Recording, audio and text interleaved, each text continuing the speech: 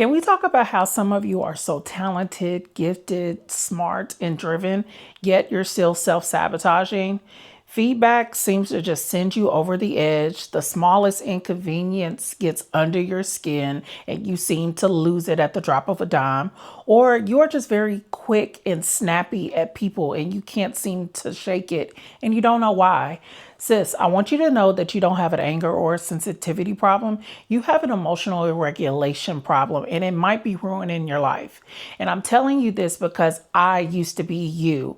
Very well into my late teens and into my early 20s, I was dealing with these same issues, and I could not understand why good people were walking out of my life. Opportunities were coming far few in between, and I came to the realization that I was the problem and I needed to fix it. I'm going to be telling you all of the things that I did to get my emotions under control and regulate them so that I could be the highest and best version of myself. Now, I will say this, I am someone that has taken on therapy very young, and I have definitely used everything in my power to utilize all of the tools and the resources that I have gained over the years to allow me to show up a lot much softer and more quiet person. And when I mean quiet because I was someone who was definitely loud in the mouth, talking reckless. I mean, anybody and everybody could get it. And I did not know why this was happening until I had to sit down, do some self-reflection, and look deep within and figure out what was causing the anger, what was causing the sadness, what was causing the irritability. And once I took a hold of those measures, that's when I saw the shift and I started to actively make a change every day. And I'm just going to share with you some of the things that I have done over the years that have helped me and I am still using today so I could show up and be a positive person despite my circumstances and what might be going on around me. I definitely take the time to pause and feel what it is that may be going on around me. Pause to reflect on what is being said to me. Pause before I even speak. I've come to learn that every emotion that I feel does not require an immediate response. And just because I feel like doing X, Y, and Z doesn't mean I need to actually act on it. Pausing has helped me so much throughout the years. I've taken the time to identify the real emotions. I'm not irritable because there's traffic. I might be irritated because I'm running late and I don't want to be walking in 5-10 minutes after the time that I was supposed to arrive to the event that I'm going to. Once I start identifying the real emotion, why I am prone to acting this way, that's when I was able to recognize my behavior and actively make those changes. Another thing that I have been doing is separating the facts from the stories. It is very easy for you to create your own story in your mind of what you thought happened to you or your perception of a situation that may have happened, and then it gets separated from the truth. So for instance, this person just bumped into me. They didn't say hi. They didn't say all of the things like, they must not like me, they hate me, they can't stand me, they're jealous. All in all, that person may have just had a bad day and they were in their head, they were in their thoughts, and they were just moving through life just like you are. Everything doesn't need to be taken personal or as an attack. And that is something that I definitely had to get through my mind. Not everybody is out to get me. Not everyone is in competition with me. A lot of people are just moving through life just like I am, and I should allow them that grace to be able to do so. The biggest thing is knowing when to respond and when to react, and taking that pause, like I mentioned earlier, and taking a step back and noticing when it is a good time to acknowledge the situation and to come up with an appropriate response. Acting out in the heat of the moment doesn't always land where we want it to, and oftentimes we could say things that we don't mean. But if we take the time to pause, sit back, and think about what we're going to say, we very well might find that what we initially thought isn't the right path to take, and that we could actually say something better. We could respond in a much more positive manner than going with our first mind and just getting even and just, seeing red. Another thing that I've grown to learn is managing the expectations of others and knowing that everyone doesn't process things the same way that I do. Everyone doesn't think the way that I do. I had to grow and learn that everyone isn't mind readers. People don't know what I'm thinking. People don't know what I'm feeling.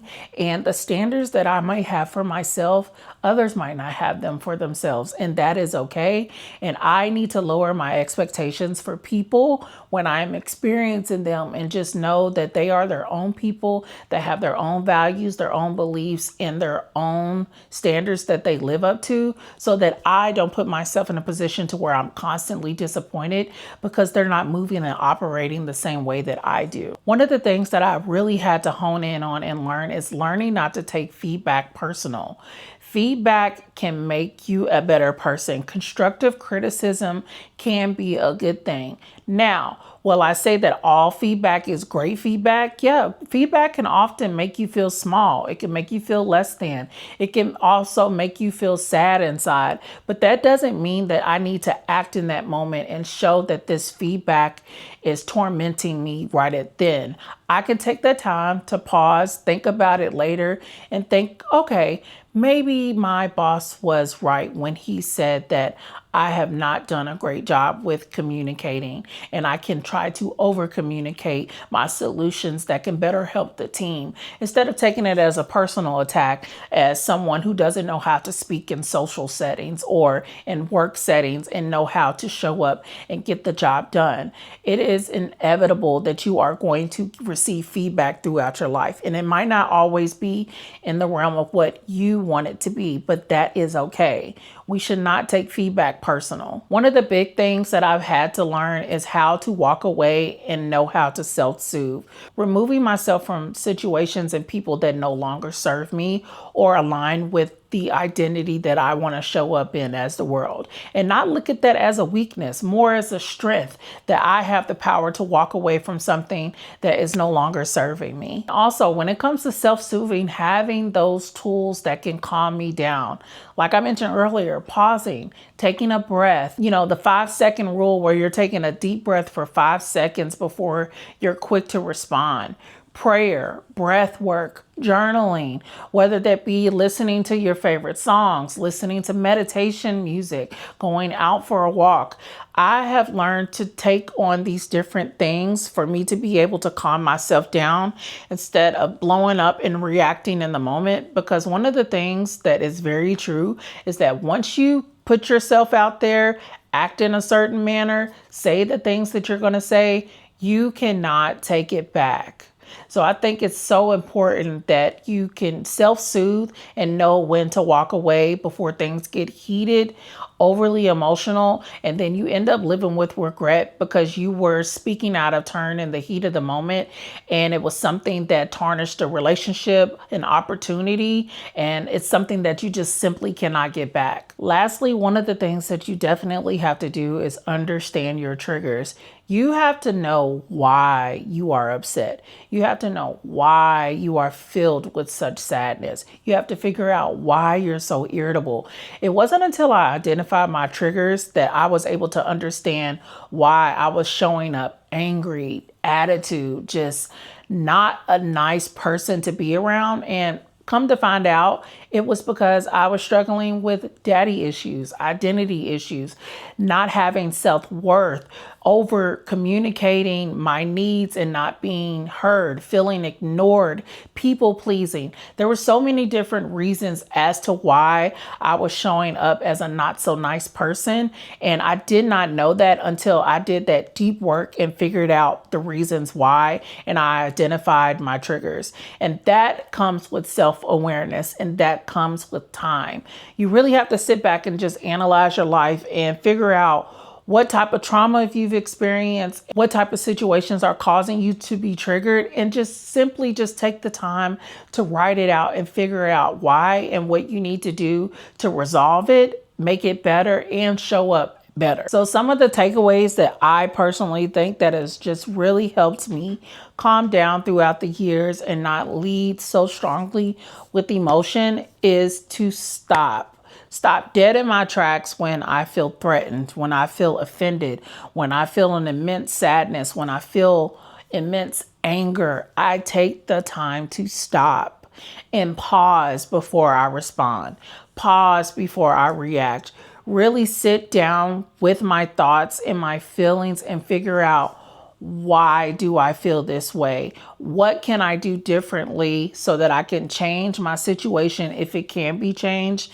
change my environment, change the type of people that I'm around so I'm not influenced to feel one way or another, and take the necessary steps to ensure that the outcome is better than those emotions that I may be feeling at the time.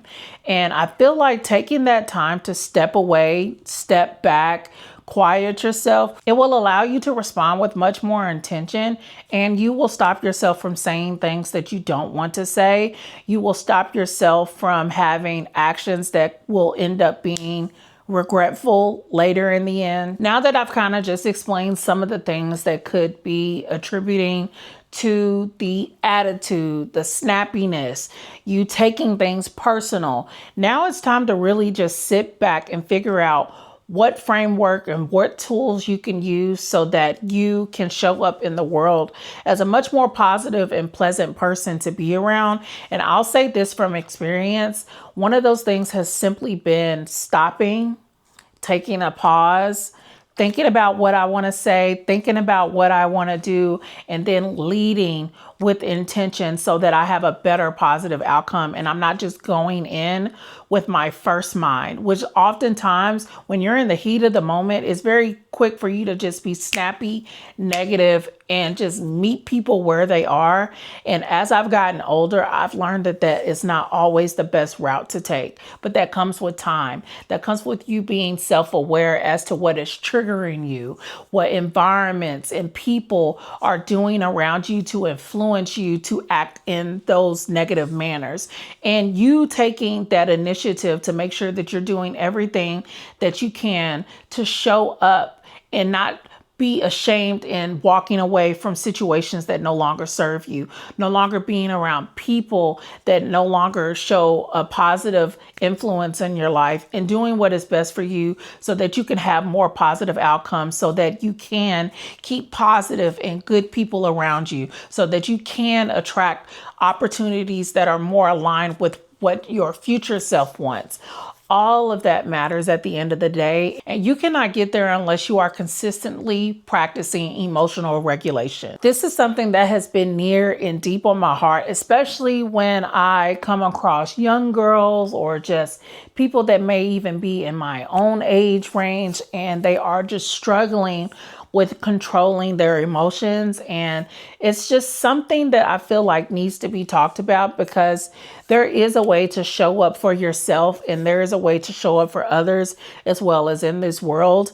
And I feel like the root of all of it could simply just be us learning how to regulate our emotions, take a step back, pause, think about what we're going to say before we say it, and move with more intention. So let me bring this back to where it started. You're smart, you're talented, you're driven, but you keep self-sabotaging. And I want you to know nothing is wrong with you. It's just simply because no one taught you how to regulate your emotions, and that is okay.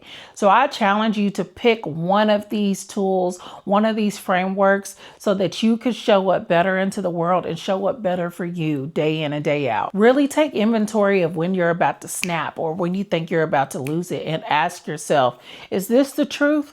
Am I making it up? Am I in my feelings? Take a step back and just pause. Think before you react, because here's the truth. The woman that you want to become is on the other side of you mastering your emotional regulation. I promise it's waiting for you. You just have to do the work.